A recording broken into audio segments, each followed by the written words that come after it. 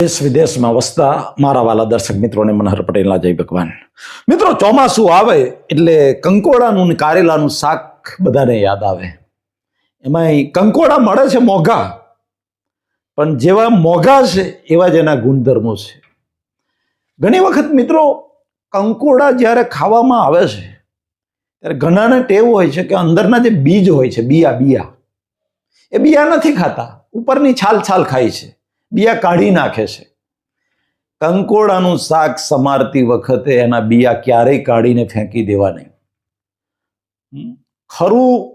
ખરી મલાઈ જ એની અંદર છે, બીજની અંદર. એ બીજ રહેવા દેવાના, અને શાક બનાવીએ ત્યારે બીજ પણ જોઈએ અંદર, અને જ્યારે થાળીમાં પીરસવામાં આવે ત્યારે બીજ સાથેનું શાક. અને ઘણા તો ખાતી વખતે બીજ ના ભાવે, બિયા ના ભાવે એટલે સાઈડમાં કાઢી મૂકે છે.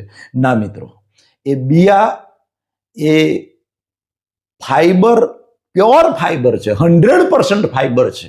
કંકોડાની અંદર જે બિયા છે એ 100% ફાઈબર છે.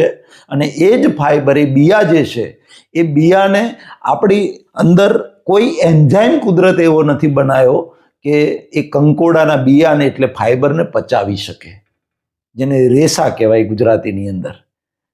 તો એ જે બિયા જે આપણે જ્યારે ખાઈએ છીએ ત્યારે ઉપરની જે કંકોડાની છાલ છે, એનો ગર્ભ છે, એ હોજરીમાં ડાયજેસ્ટ થઈ જાય છે, આંતરડામાં ડાયજેસ્ટ થઈ જાય છે. પણ બિયા જ્યારે આપણે ખાઈએ છીએ, એ બિયા મેઇન કામ જે સફાઈનું કરે છે એ બિયા કરે છે. એ બિયા હોજરીમાંથી આંતરડામાં જાય છે. એવા ને એવા બિયા આંતરડાની દિવાલો ઉપર ઘસાતા નીકળે છે. અને આંતરડાની દિવાલો પર આમ ઘસાતા નીકળે છે. આયુર્વેદ જેને કાચો આમ કહે છે, એ કાચો આમ દિવાલો પર જામી ગયો હોય, એ ખેંચી દિવાલોએ બિયાથી એ કચરો ચોંટી જાય, કાચો આમ ચોંટી જાય, અને બિયા ખેંચીને એને બહાર કાઢી નાખે છે.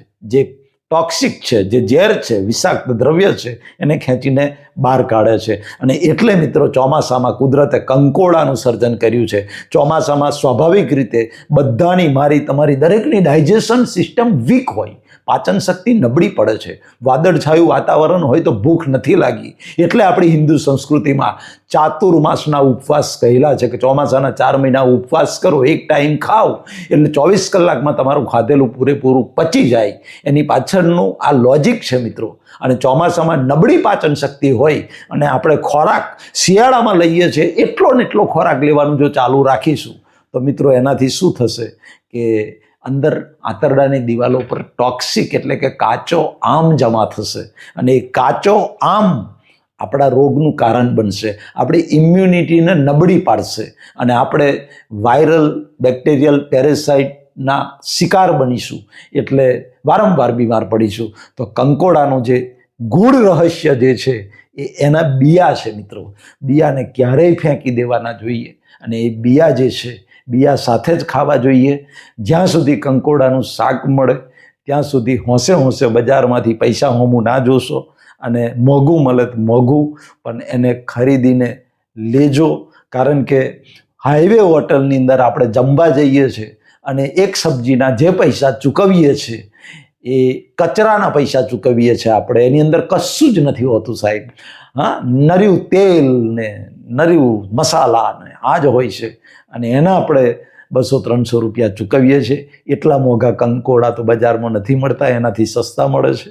અને એ કંકોડા લઈ ઘેર બનાવજો, ખાજો, તાજા માજા રહેજો, નિરોગી રહેજો. પરમપિતા પરમાત્મા મારા વાલા દર્શકોને લાભવું, નિરોગી આયુષ્ય આપે, હૃદયથી પ્રાર્થના. મનહર પટેલના જય ભારત, જય હિન્દ, જય ગુજરાત.